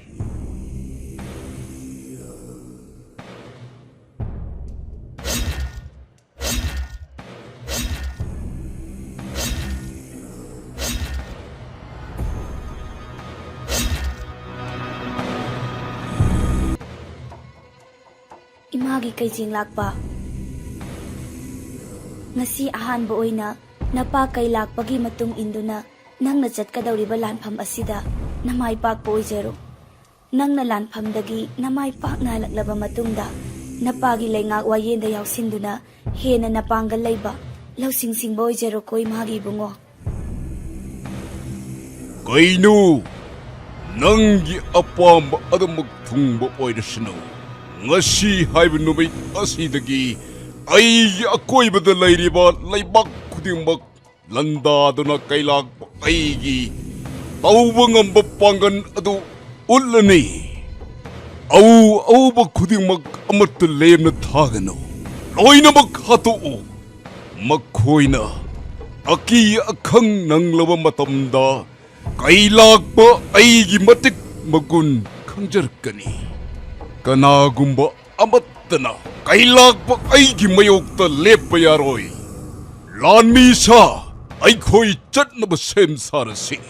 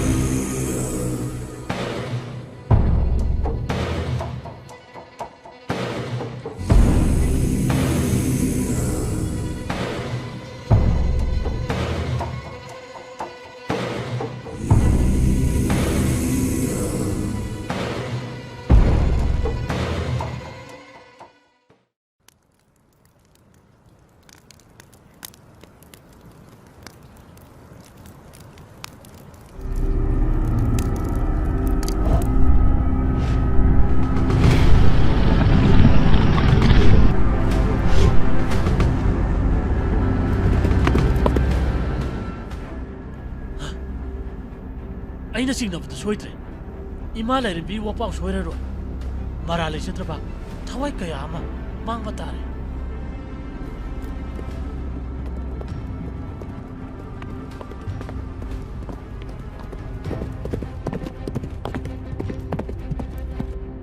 ꯇꯥꯎ two ꯌꯦꯡꯉꯨ ꯀꯩꯂꯥꯛꯄ ꯑꯃꯗꯤ ꯃꯥꯒꯤ ꯂꯥꯟꯃꯤꯁꯤꯡꯅ ꯃꯥꯏꯀꯩ ꯑꯁꯣꯝꯗ ꯂꯩꯔꯤꯕ ꯂꯩꯄꯥꯛ ꯄꯨꯝꯕ ꯂꯧꯁꯤꯟꯅꯕ ꯂꯥꯟꯗꯥꯔꯛꯂꯦ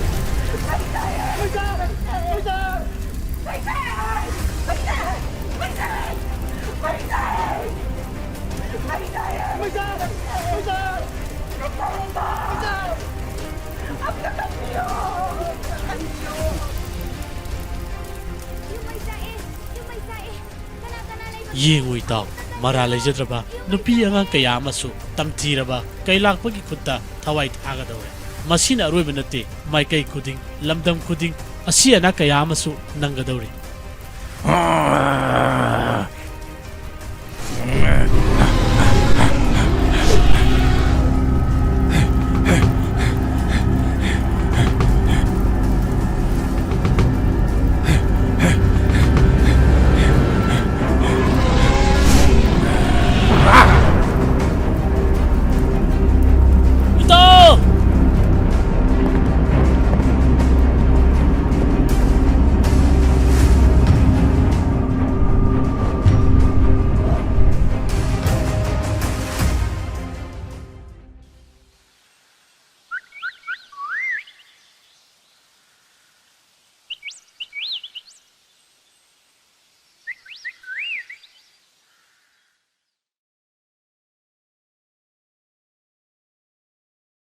Ima, akhoi tasawdo adum thiba khangidare.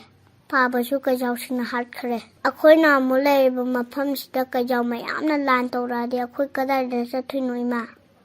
Imagi panthoiba se karisu khalunuda ima lairisidi yengoi ima wa haige kajaw mayam adu sida laglasu akhoi mayam bungaknanaba ningthaugi lanmi mayam ama lairisidi Kaijaw singado hek lakpaga ningthaugi lanmi mayamna kaijaw mayam ado adum tanthok sakrani Ado ima, kajaw sido yam sawmani, kambasu yam kanmani. Ningthaugi lanmi singdo moina loi chathokardi kamai tawni. Imagi bungo nang yamna khaluranusi ima ichagisu mapuna tamba amadi leiramlagani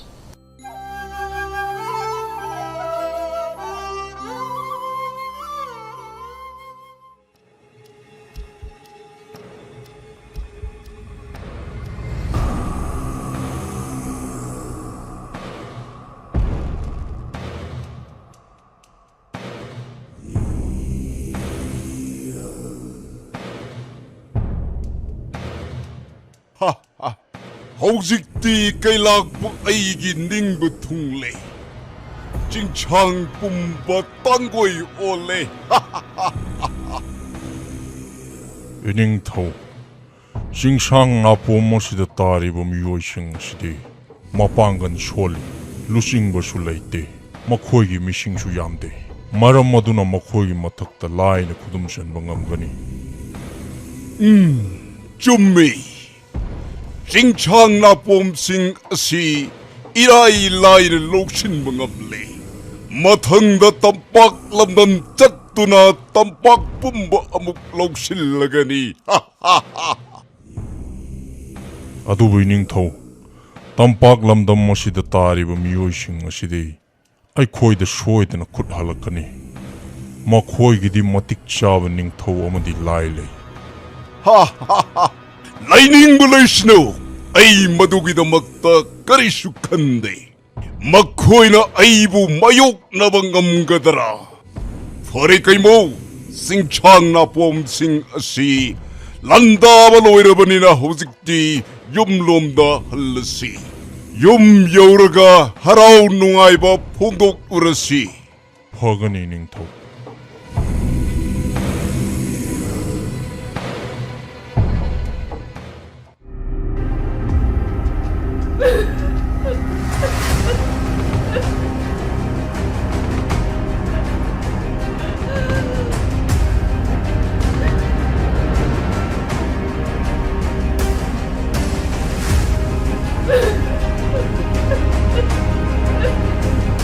Itaw, masidi horakpada ngairibani. Kailakpa waikhoina thingaudrabadi mara leijadraba thawai kaya ama manglakini. Itaw, hojikti itaw su wakal khanthaba matam oire. Itaw, aigi imangda mara leijadraba thawai kaya ama manglaga aina tuminna yengduna leibasi ai isana isabu ngakpiba ngamloi daure. Kailakpabu kamdauna thingadage haibadu itawna amukta haibiyu. Itaw, aina phanaba loina singani. Itawna baikhoigi teng pangbirabadi kailakpagumba sama sama irai laina maithiba piba ngamgani.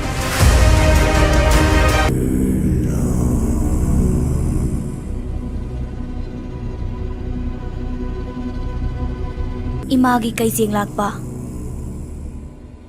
Napaga ahanba chatpa lanphamda namai pakna halakpa si ubada imadi onthokna nungairi.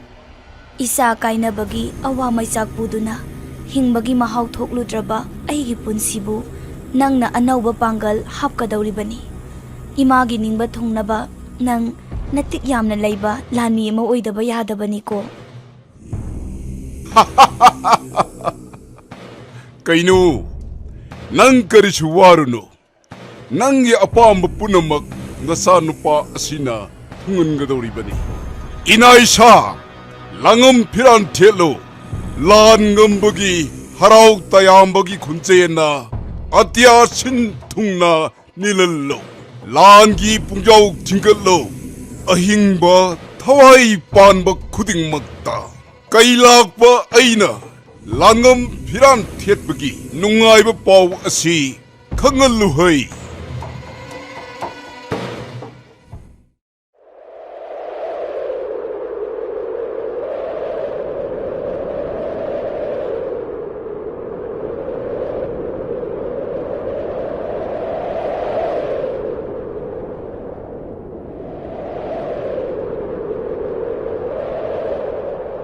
Imagi ibungo loika.